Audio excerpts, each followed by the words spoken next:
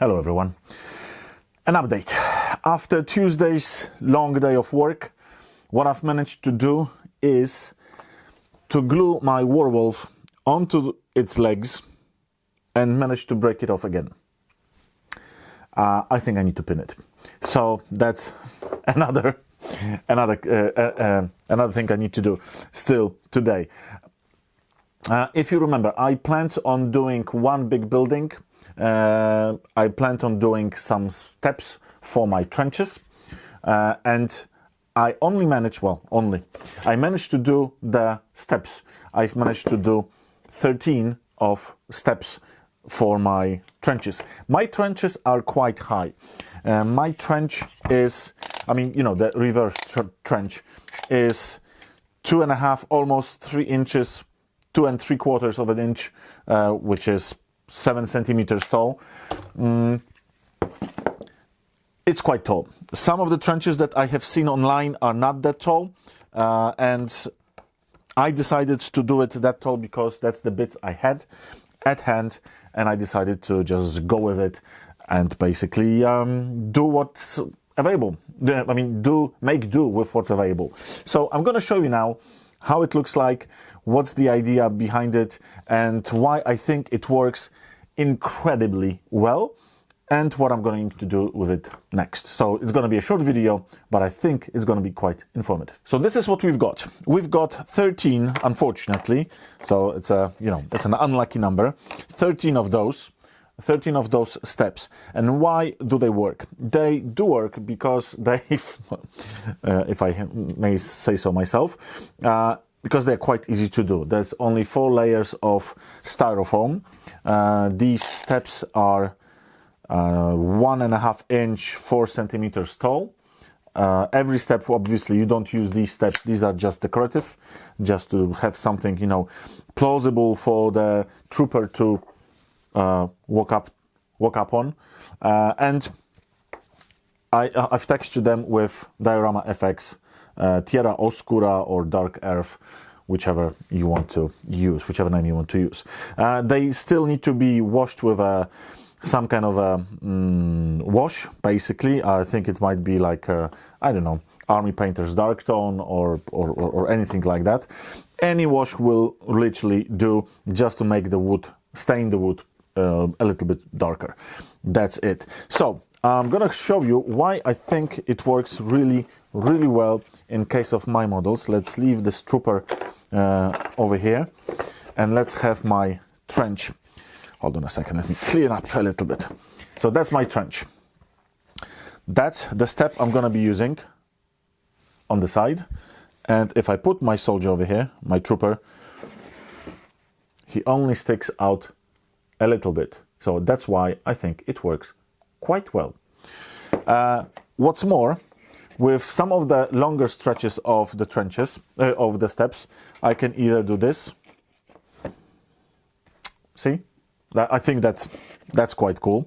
I can, with the shorter ones, I can stack them up. I can stack them up, not up. I can stack them together to make longer ones. I've got bigger bits on my table, and I also can do, if I really need to, do something like this. So that's quite easy to do. It is time consuming, I must say. You need to use pliers a lot by cutting them, to cut them off. It's gonna take me some time. Oh my God, I didn't close my pen. It's gonna take me some time, a lot of time, to cover them with texture paint. I need to cover them on the sides as well. Over here, I'm not gonna be covering them because they're always gonna be like that or like that, so it's not gonna be visible. It doesn't really matter. I'm pressed for time, so I don't have time to do that.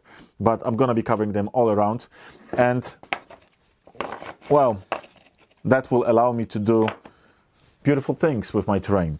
So with these trench steps done, I am 1/3 closer to completing my tasks for the tournament. Now, the next step will be taking my cork sheets, those 7/16 of an inch and 1 centimeter thick sheets, and cutting them down, building buildings out of them, making buildings buildings out of them, and trying to make it look interesting. The plan is to build at least one building. If I manage to, I will build two, just to have them, you know, sort of symmetrically on both deployments, on both halves of the table. If I'm gonna have one, it's just gonna be in the middle of a table, or it's gonna be an asymmetrical game. Tough luck, get good.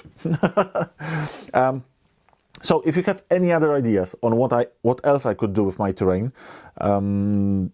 please leave a comment. Leave a like if you like this video. Don't leave a like if you didn't like it.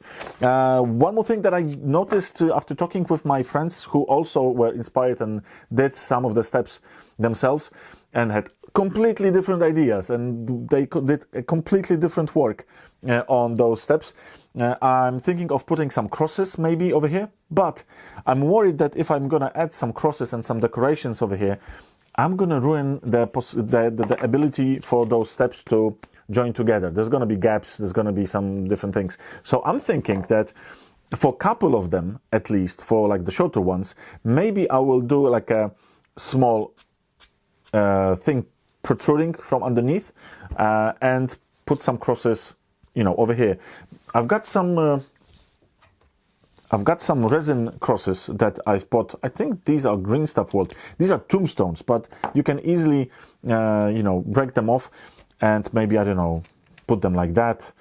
Do some decoration, because that's not going to be used anyway, right? So maybe a small, and one or two of those I will cut this center section and make a small, how do you say it, like a reliquary, a place for, you know, reliquary. I think that's the word. A small chapel, basically, for them to pray and I don't know, to, you know, good gods or the bad gods, whichever gods they pray to. So that's it. So that's for Tuesday. That's what I got. I also did some of the. I've tried and tested one ramp. I used hot glue for it. I'm not super happy about it, but it works. It's also needs to be covered with mud, and it needs to be, like, you know, adjusted slightly because some of the planks are protruding too much. So that's what I'm going to be doing. And that's it. Thank you for attention, and thank you for visiting and watching this video. If you want to see more, because I'm going to be trying to record more videos related to Trench Crusade, Warhammer 40k, in whichever game system comes my way. I've already painted my Conflict 47 American army, and I'm going to be painting my Germans, Axis, or whichever name they've got in this universe. Thank you, and goodbye.